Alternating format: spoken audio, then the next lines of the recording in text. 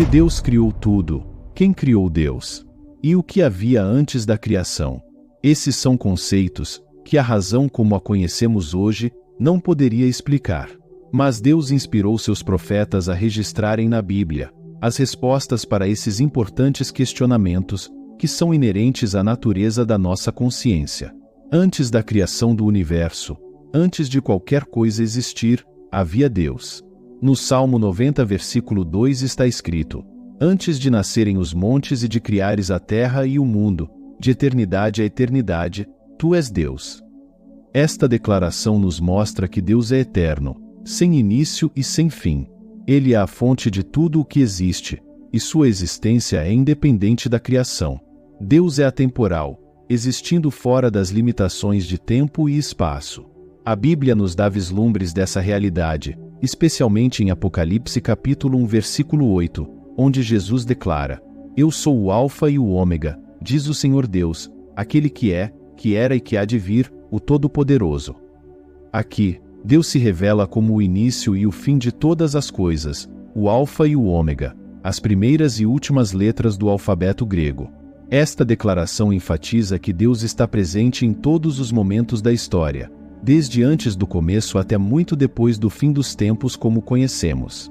A eternidade de Deus é um conceito que desafia a nossa compreensão humana. Nossa mente, acostumada a pensar em termos de começo e fim, luta para entender a ideia de um ser que sempre existiu, e para entendermos que o próprio conceito de antes é limitado quando aplicado a Deus. Ele existe fora do tempo e do espaço.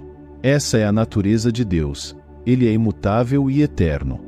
Desde antes da criação, ele já existia em plena perfeição, sem a necessidade de nada externo a ele. Essa eternidade de Deus é um fundamento sólido para a nossa fé. Saber que servimos a um Deus que é eterno nos dá segurança e esperança. Ele não está sujeito às mudanças e incertezas do tempo. Ele permanece constante e fiel, por mais que Satanás tente interferir nos seus planos. Vamos falar mais sobre isso no final do vídeo. Jesus, em suas palavras e ensinamentos, nos dá vislumbres dessa natureza eterna de Deus. Em João 8, versículo 58, ele afirma: antes que Abraão existisse, eu sou. Esta declaração revela a divindade de Jesus, e também alude à existência eterna de Deus. Eu sou é uma referência ao nome de Deus revelado a Moisés na sarça ardente, Yahvé, que significa aquele que é. Jesus, portanto, se coloca dentro dessa eternidade divina. A eternidade de Deus também nos revela seu poder infinito. Ele é o Criador de tudo o que existe, e como tal, nada é impossível para ele. Sua palavra é eterna, e seu plano para a humanidade foi estabelecido antes mesmo da fundação do mundo. Essa verdade nos conforta, sabendo que nossas vidas estão nas mãos de um Deus eterno e todo-poderoso, e que tem um propósito para cada um de nós. Deus planeja e age de acordo com sua sabedoria eterna. Efésios 1, versículo 4 nos diz que ele nos escolheu em Cristo antes da fundação do mundo. Isso demonstra que, antes mesmo de criar o universo, Deus já tinha um plano para a humanidade, mostrando seu amor e propósito eternos. A criação do mundo é um dos eventos mais majestosos descritos na Bíblia, e, antes que ela ocorresse, a Trindade, Pai, Filho e Espírito Santo, já existia em perfeita harmonia. A Trindade é um mistério central da fé cristã, expressando que Deus é um em essência, mas existem três consciências celestes distintas. Gênesis capítulo 1, versículos 1 e 2 nos diz: no princípio, criou Deus os céus e a terra. A terra, porém, estava sem forma e vazia. Havia trevas sobre a face do abismo, e o Espírito de Deus pairava sobre a face das águas. Desde o início, vemos a presença do Espírito Santo na criação. João 1, versículos do 1 ao 3 é uma passagem crucial que revela a presença de Jesus, o Filho, na criação. No princípio era o Verbo, e o Verbo estava com Deus, e o Verbo era Deus. Ele estava no princípio com Deus. Todas as coisas foram feitas por intermédio dele, e sem ele nada do que foi feito se fez. Aqui, João identifica Jesus como o Verbo eterno, que existia antes da criação e participou ativamente no ato criativo. Colossenses 1, Versículos do 15 ao 17 reforça esta ideia ao descrever Jesus como a imagem do Deus invisível, o primogênito de toda a criação, pois nele foram criadas todas as coisas, nos céus e sobre a terra, as visíveis e as invisíveis, sejam tronos, sejam soberanias, quer principados, quer potestades. Tudo foi criado por meio dele e para ele. Ele é antes de todas as coisas, e nele tudo subsiste. Esta passagem destaca que todas as coisas foram criadas através de Jesus e para ele, sublinhando sua preeminência e eternidade. Em Mateus 28, versículo 19, Jesus instrui seus discípulos a batizarem em nome do Pai, do Filho e do Espírito Santo, reafirmando a existência e a coesão das três figuras da Trindade. Essa fórmula batismal é uma declaração clara da doutrina da Trindade, mostrando a unidade e a coigualdade do Pai, do Filho e do Espírito Santo. Esta passagem nos ajuda a compreender que a Trindade sempre atuou em conjunto desde a eternidade. A harmonia da Trindade antes da criação é evidente em várias passagens bíblicas. Em João capítulo 1, versículos 1 e 2, vemos que o Verbo estava com Deus desde o princípio. Esta comunhão entre o Pai e o Filho é uma evidência da unidade e harmonia eternas dentro da Trindade. Antes que qualquer coisa existisse, o Pai, o Filho e o Espírito Santo já estavam em perfeita comunhão. Gênesis capítulo 1 versículo 26 apresenta um diálogo dentro da Trindade durante a criação do homem. Então disse Deus: façamos o homem à nossa imagem, conforme a nossa semelhança. O uso do plural façamos e nossa indica que Deus, em sua pluralidade, estava em perfeita harmonia e colaboração ao criar a humanidade. Esta passagem sugere que a Trindade estava em uma relação dinâmica e cooperativa, mesmo antes da criação do mundo. A relação e comunhão eterna entre as três figuras da Trindade são essenciais para entender a natureza de Deus. A Bíblia nos revela que o Pai, o Filho e o Espírito Santo compartilham uma unidade perfeita de essência e propósito. Eles não são três deuses separados, mas um único Deus em três consciências, cada uma com funções distintas, mas sempre trabalhando em perfeita harmonia e amor. Essa comunhão eterna é exemplificada na relação entre o Pai e o Filho. Em João capítulo 17, versículo 15, Jesus ora: E agora, Pai, glorifica-me junto a ti, com a glória que eu tinha contigo antes que o mundo existisse. Esta oração nos dá um vislumbre da comunhão e glória compartilhadas entre o Pai e o Filho antes da criação do mundo. É uma relação de amor e glória mútuos, existente desde a eternidade. O Espírito Santo também participa dessa comunhão eterna. Em João capítulo 14, versículos 16 e 17, Jesus promete enviar o Espírito Santo, o Consolador, que estaria com os discípulos para sempre. Esta promessa mostra que o Espírito Santo não é uma força impessoal, mas uma consciência divina que estava em comunhão com o Pai e o Filho antes da criação e continua a atuar na história da redenção. A eternidade da Trindade é marcada por um amor perfeito e imutável. 1 João capítulo 4 versículo 8 nos diz que Deus é amor. Este amor existe eternamente entre o Pai, o Filho e o Espírito Santo. Não é um amor que começou em um ponto no tempo, mas um amor eterno e perfeito, que sempre existiu e sempre existirá. Este amor é a base da relação entre as três consciências da Trindade e é refletido na criação e na redenção da humanidade. Além disso, a cooperação na criação nos mostra a interdependência das três figuras da Trindade. Costumeiramente o Pai planeja, o Filho executa e o Espírito Santo aplica. Esta cooperação é um testemunho da unidade e harmonia divinas. Não há competição ou conflito dentro da Trindade, apenas uma perfeita e eterna colaboração. Antes da criação do mundo físico, Deus criou seres espirituais chamados anjos.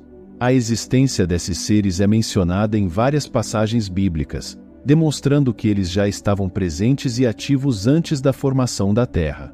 Em Jó 38, versículos do 4 ao 7, Deus pergunta a Jó: onde você estava quando lancei os alicerces da terra? Quando as estrelas da manhã cantaram juntas e todos os anjos gritaram de alegria. Este texto nos mostra que os anjos, também chamados de estrelas da manhã, estavam presentes e testemunharam a criação do mundo. Os anjos são seres poderosos criados por Deus para servi-lo em adoração. O Salmo 148, versículo 2 declara: Louvem-no todos os seus anjos, louvem-no todos os seus exércitos celestiais. Esta passagem nos dá uma visão da função primária dos anjos: louvar e glorificar a Deus. Eles estão continuamente na presença de Deus, adorando-o e cumprindo suas ordens. Em Hebreus capítulo 1, versículo 14, lemos sobre o papel dos anjos em relação à humanidade. Não são todos eles espíritos ministradores, enviados para servir aqueles que hão de herdar a salvação. Este versículo nos revela que os anjos também têm a função de servir os seres humanos, especialmente aqueles que são chamados para a salvação. Eles são ministros espirituais, designados para ajudar e proteger os que creem. Os anjos desempenham um papel significativo no plano de Deus, atuando como mensageiros e executores de suas ordens. A Bíblia está repleta de menções a anjos que entregam mensagens divinas aos seres humanos. Um dos exemplos mais notáveis é o anúncio do nascimento de Jesus a Maria pelo anjo Gabriel, como descrito em Lucas capítulo 1, versículos do 26 ao 38. Gabriel é enviado por Deus para comunicar uma mensagem crucial que mudaria a história da humanidade. Além de serem mensageiros, os anjos também têm a função de proteger e guiar os servos de Deus. Em Salmo 91, versículo 11 é dito: Porque a seus anjos ele dará ordens a teu respeito, para que te guardem em todos os teus caminhos. Este versículo nos assegura que os anjos são designados por Deus para nos proteger e guiar em nossas vidas diárias, mostrando o cuidado contínuo de Deus por seu povo. Os anjos também têm um papel importante na luta espiritual que ocorre nos céus. Em Daniel 10, lemos sobre uma visão em que um anjo é enviado a Daniel, mas é impedido por um espírito maligno, até que o arcanjo Miguel venha em sua ajuda. Este relato revela que os anjos estão envolvidos em batalhas espirituais, combatendo forças malignas e protegendo o povo de Deus. No Novo Testamento, vemos que os anjos continuam a desempenhar um papel ativo no plano de Deus.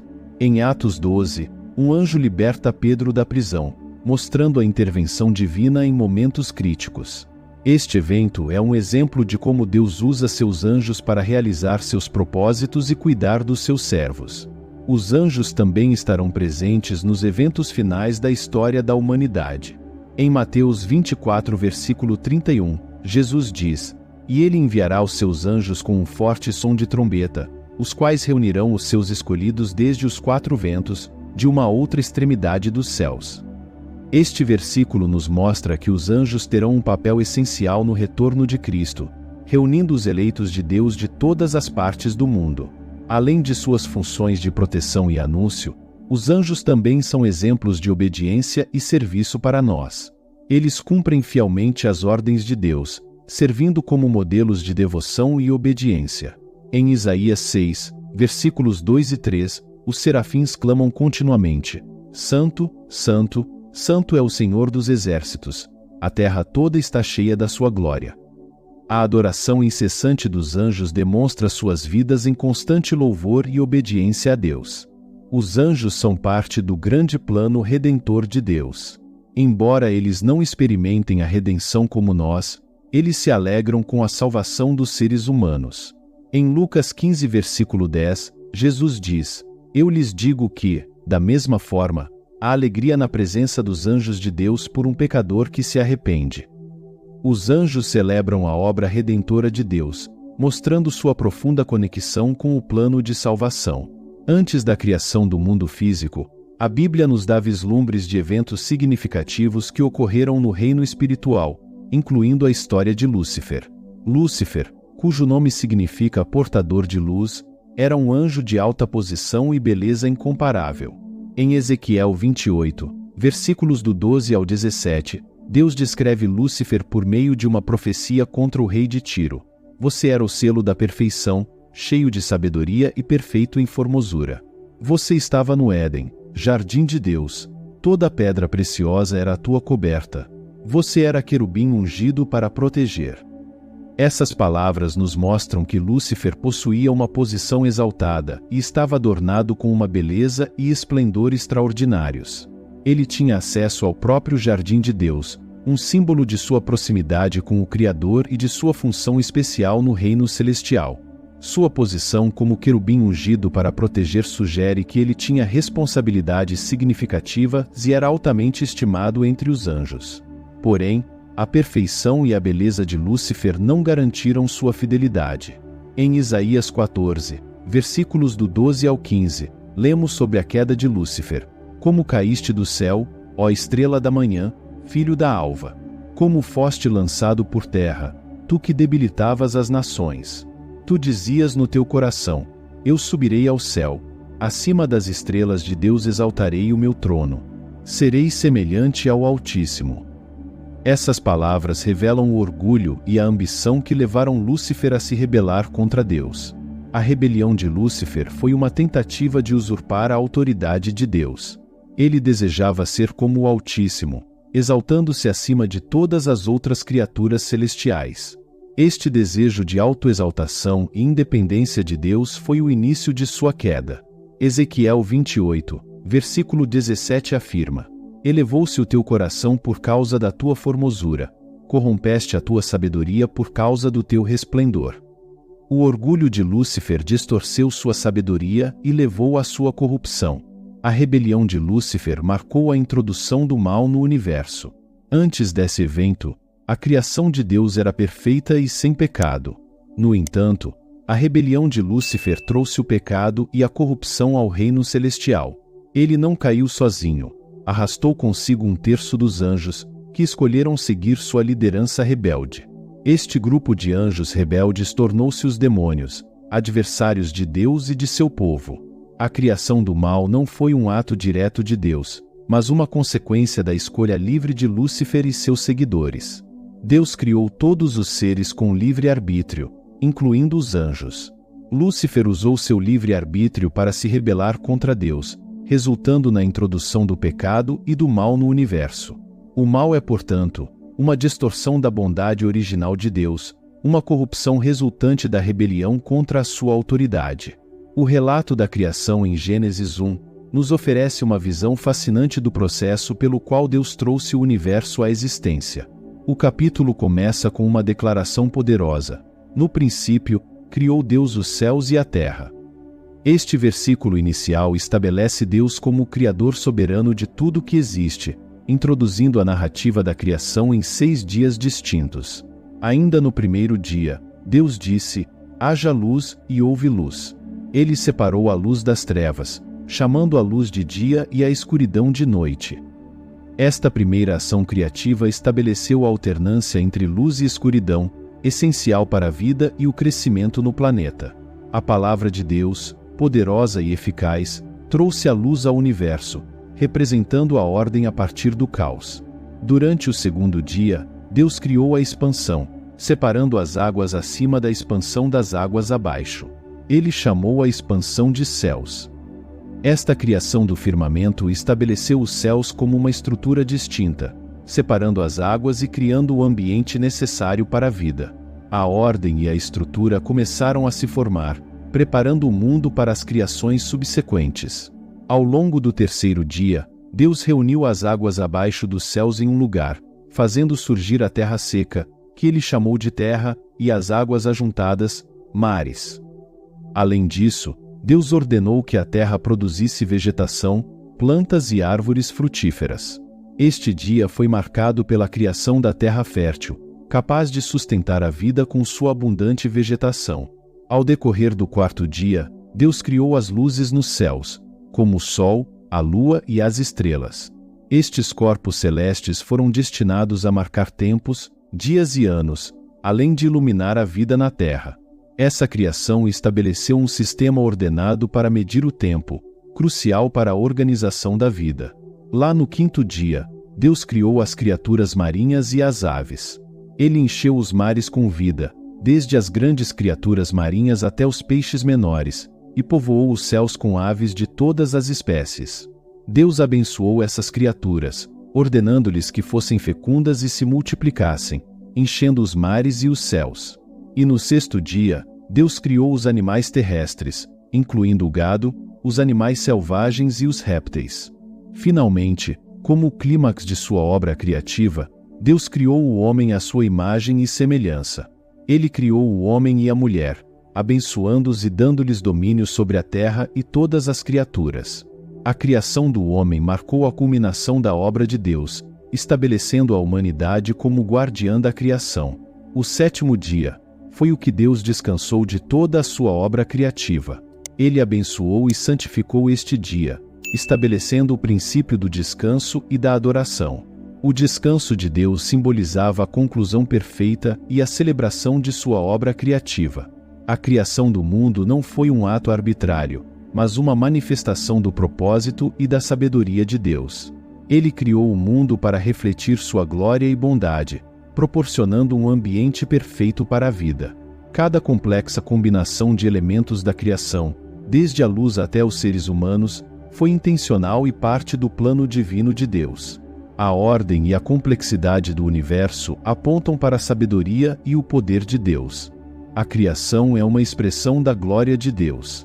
Salmo 19, versículo 1 diz: Os céus declaram a glória de Deus, o firmamento proclama a obra das suas mãos. Além disso, Deus criou o mundo para ser habitado, proporcionando um lar para a humanidade e todas as criaturas que aqui vivem. A criação do homem e da mulher é um dos eventos mais significativos descritos em Gênesis 1, revelando o propósito e o plano de Deus para a humanidade.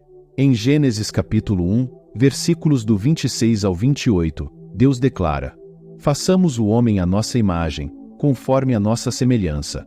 Domine ele sobre os peixes do mar, sobre as aves do céu, sobre os animais domésticos, sobre toda a terra e sobre todos os répteis que rastejam pela terra. Esta declaração mostra que o homem e a mulher foram criados à imagem de Deus, diferenciando-os de todas as outras criaturas. Ser criado à imagem de Deus significa que os seres humanos possuem atributos que refletem o caráter divino, como racionalidade, moralidade e criatividade. Isso também implica uma responsabilidade especial: dominar e cuidar da criação. Deus deu à humanidade a autoridade para dominar a terra, mas essa autoridade vem com a responsabilidade de administrar a criação de maneira que reflita o caráter amoroso e justo de Deus. Deus lhes disse: Sede fecundos, multiplicai-vos, enchei a terra e sujeitai-a.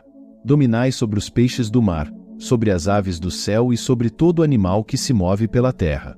Deus queria que a terra fosse cheia de vida humana, refletindo seu propósito original através das gerações. A relação entre Deus e a humanidade foi estabelecida desde o princípio como uma relação de amor e comunhão. Em Gênesis 2, vemos um relato mais detalhado da criação do homem e da mulher, onde Deus forma o homem do pó da terra e sopra em suas narinas o fôlego da vida. Este ato íntimo e pessoal de dar vida ao homem destaca a proximidade e o cuidado de Deus por sua criação. A vida humana é um dom direto de Deus, dado de uma maneira que revela sua ternura e desejo de proximidade. Deus percebeu que não é bom que o homem esteja só. Gênesis capítulo 2, versículo 18. Então, ele criou a mulher a partir da costela do homem, simbolizando seu companheirismo.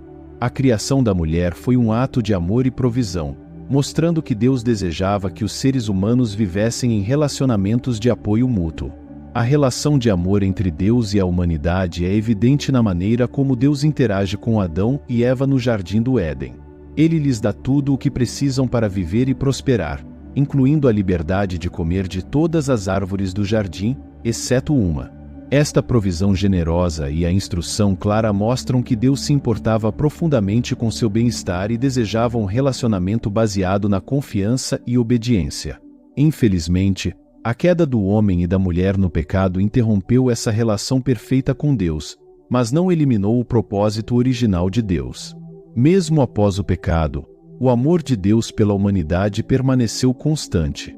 Ele imediatamente iniciou um plano de redenção, com a promessa de enviar um Salvador que restauraria a relação entre Deus e o homem. Este plano redentor culminou na vinda de Jesus Cristo, que reconcilia a humanidade com Deus através de seu sacrifício na cruz. Apesar da introdução do mal, o plano redentor de Deus estava em ação desde antes da criação do mundo. Este plano incluía a redenção da humanidade, algo que vemos claramente em Efésios capítulo 1, versículos 4 e 5. Porque Deus nos escolheu nele antes da criação do mundo, para sermos santos e irrepreensíveis em sua presença. Em amor nos predestinou para sermos adotados como filhos, por meio de Jesus Cristo, conforme o bom propósito da sua vontade. Este versículo nos mostra que Deus, em sua infinita sabedoria e amor, já havia planejado nossa posição ao seu lado muito antes de criar o universo. A eternidade do plano de Deus também é evidenciada em Tito capítulo 1 versículo 2, onde Paulo escreve sobre a esperança da vida eterna que o Deus que não pode mentir prometeu antes dos tempos eternos. Esta promessa de vida eterna estava no coração de Deus desde a eternidade, indicando que ele sempre teve a intenção de nos oferecer um relacionamento eterno com ele. A predestinação é um conceito profundo que revela o propósito de Deus em criar o mundo e a humanidade. Deus, em sua soberania, decidiu nos chamar para si, escolhendo-nos antes mesmo que existíssemos.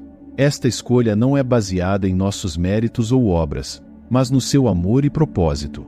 Efésios capítulo 1 versículo 11 afirma: Nele fomos também escolhidos, tendo sido predestinados conforme o plano daquele que faz todas as coisas segundo o propósito da sua vontade.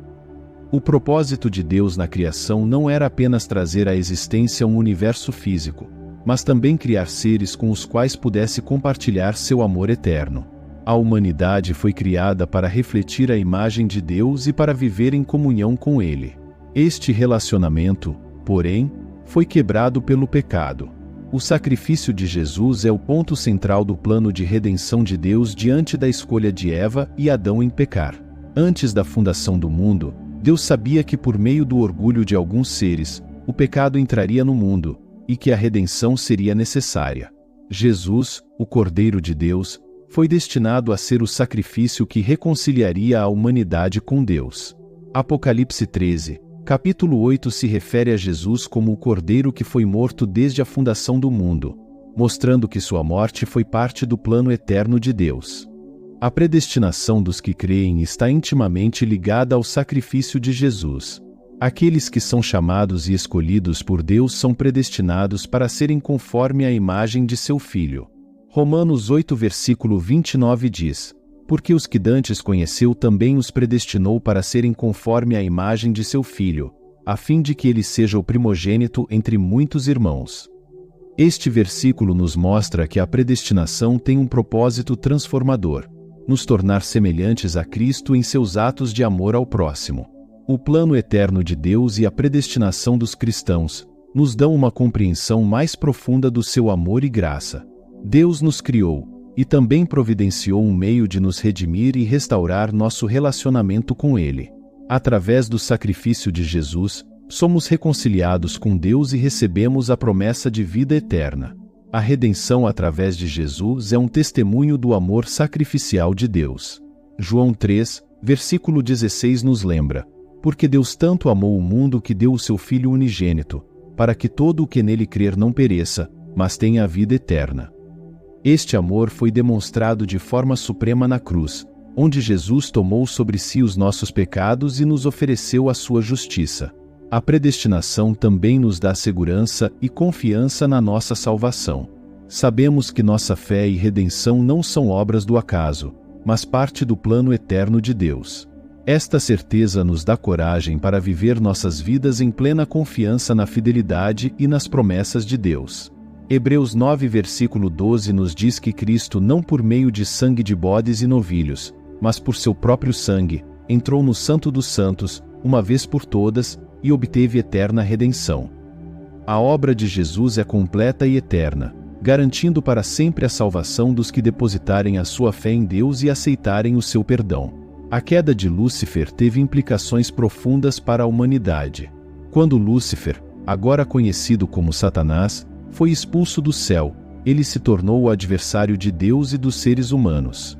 Sua rebelião inicial contra Deus se expandiu para uma batalha contínua contra a criação de Deus. Satanás e seus demônios continuam a operar no mundo, tentando, enganando e destruindo. Porém, a Bíblia nos assegura que sua derrota final é certa. Apocalipse 20 versículo 10 descreve o destino final de Satanás. E o diabo que os enganava foi lançado no lago de fogo e enxofre, onde já estão a besta e o falso profeta, e serão atormentados dia e noite, para todo sempre. A justiça de Deus prevalecerá, e o mal será completamente erradicado. As Escrituras oferecem uma visão clara e inspiradora sobre o futuro eterno dos que creem em Deus. Para os cristãos, a promessa de uma vida eterna é central à fé, fundamentada na obra redentora de Jesus Cristo. Esta promessa de vida eterna é uma garantia de que aqueles que colocam sua fé em Cristo desfrutarão de uma comunhão ininterrupta com Deus. A Bíblia descreve a vida eterna como uma existência cheia de paz, alegria e ausência de sofrimento. Em Apocalipse 21, versículo 4 é dito: Ele enxugará dos seus olhos toda lágrima. Não haverá mais morte, nem tristeza, nem choro, nem dor, pois as coisas anteriores já passaram. Esta promessa aponta para um futuro onde todas as dores e tristezas do mundo presente serão abolidas, e os que creem viverão em perfeita harmonia e alegria na presença de Deus. Apocalipse 21, versículos do 1 ao 4, oferece uma visão detalhada da nova criação que Deus trará à existência no fim dos tempos. O apóstolo João escreve: Vi novo céu e nova terra, pois o primeiro céu e a primeira terra passaram, e o mar já não existe. Este novo céu e nova terra representam uma renovação completa da criação, onde todas as coisas serão feitas novas e perfeitas, sem a presença do pecado e da corrupção que atualmente afetam o mundo. A presença de Deus entre o seu povo é o clímax da promessa bíblica de redenção. Desde o Jardim do Éden, onde Deus caminhava com Adão e Eva, até a nova criação, o desejo de Deus é estar em íntima comunhão com a humanidade. A nova criação será a realização final deste desejo, onde não haverá mais separação entre Deus e os seres humanos. Esta comunhão perfeita será a fonte de toda alegria e satisfação eternas. Para os que creem, esta promessa de um futuro eterno com Deus é uma fonte de esperança e motivação. Em 1 Coríntios capítulo 2, versículo 9, Paulo escreve: Mas, como está escrito, olho nenhum viu, ouvido nenhum ouviu, mente nenhuma imaginou o que Deus preparou para aqueles que o amam. Esta passagem enfatiza que a glória e a alegria do que Deus preparou para os seus vão além de qualquer coisa que podemos imaginar ou entender plenamente nesta vida. Além disso, Apocalipse 21, versículos do 1 ao 4 nos assegura que Deus é fiel para cumprir suas promessas. A visão da nova criação nos lembra que Deus está no controle da história e que Ele trará à perfeição seu plano redentor. Esta certeza fortalece nossa fé, nos encorajando a confiar em Deus em todas as circunstâncias e a viver com a esperança da sua vinda. A esperança da nova criação também tem implicações práticas para a vida dos que creem aqui e agora. Sabendo que um futuro glorioso nos aguarda, somos chamados a viver de maneira digna da nossa chamada, refletindo o amor e a justiça de Deus em nossas vidas diárias. Esta esperança nos incentiva a perseverar nas dificuldades, sabendo que nossa presente aflição é leve e momentânea em comparação com a glória eterna que nos espera. A eternidade com Deus também implica um relacionamento contínuo e crescente com Ele. A nova criação não será um estado estático, mas uma existência dinâmica onde conheceremos a Deus assim como Ele nos conhece. A promessa de estar eternamente com Deus é a garantia de uma vida abundante, plena e criativa. Vamos fazer uma oração. Querido Deus, Pai amoroso e soberano, nós nos achegamos diante de Ti com corações cheios de gratidão e humildade. Agradecemos-Te por nos permitir conhecer Tuas obras maravilhosas, por nos revelar a beleza e a majestade da Tua criação. Somos gratos pelo Teu amor incomensurável que se manifesta em cada detalhe do universo que criaste e na vida que nos concedeste. Louvamos-Te por criares o ser humano à Tua imagem, permitindo-nos compartilhar da Tua criação e desfrutar das bênçãos que preparaste para nós. Senhor, Te agradecemos profundamente pelo Teu plano de redenção, um plano que nos dá confiança e esperança em um futuro livre da iniquidade. Através do sacrifício de Teu Filho Jesus Cristo, temos a promessa de vida eterna e a certeza de que um dia estaremos contigo em perfeita comunhão. Obrigado por nos amares tanto a ponto de enviar Teu Filho para morrer por nossos pecados e nos reconciliar contigo.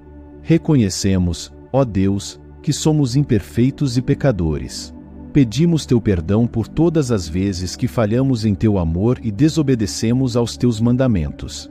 Perdoa-nos por nossas transgressões, pelos pensamentos, palavras e ações que não te agradam. Lava-nos com a tua misericórdia e renova-nos com teu Espírito Santo, para que possamos viver de acordo com a tua vontade. Pai Celestial, pedimos que derrames tuas bênçãos sobre nós.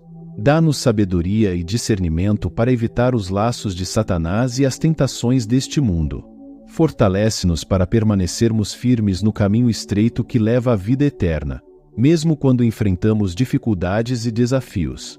Que tua presença seja nossa força e guia em todas as circunstâncias. Ajuda-nos a viver de maneira que glorifique teu nome, a sermos luz neste mundo e a refletirmos teu amor em tudo o que fazemos. Capacita-nos a seguir os passos de Jesus, a amar ao próximo e a ser instrumentos de tua paz e justiça. Que possamos, com alegria e fidelidade, testemunhar da tua graça e verdade. Em nome de Jesus, nosso Senhor e Salvador, te agradecemos e pedimos todas essas coisas. Amém. Se você também ficou tocado pelo amor de Deus ao criar o ser humano à sua imagem e semelhança e ao sustentar um plano de redenção para o pecado, para que possamos através da fé e do arrependimento viver com Ele uma vida eterna de harmonia e cocriação, livre do sofrimento que hoje nos assola, deixe pra gente o seu amém nos comentários. Caso você tenha percebido o valor nessa mensagem, pedimos o seu suporte ao se inscrever no canal, compartilhe esse vídeo com mais pessoas que também possam se maravilhar com a criação de Deus e com a sua promessa de restauração.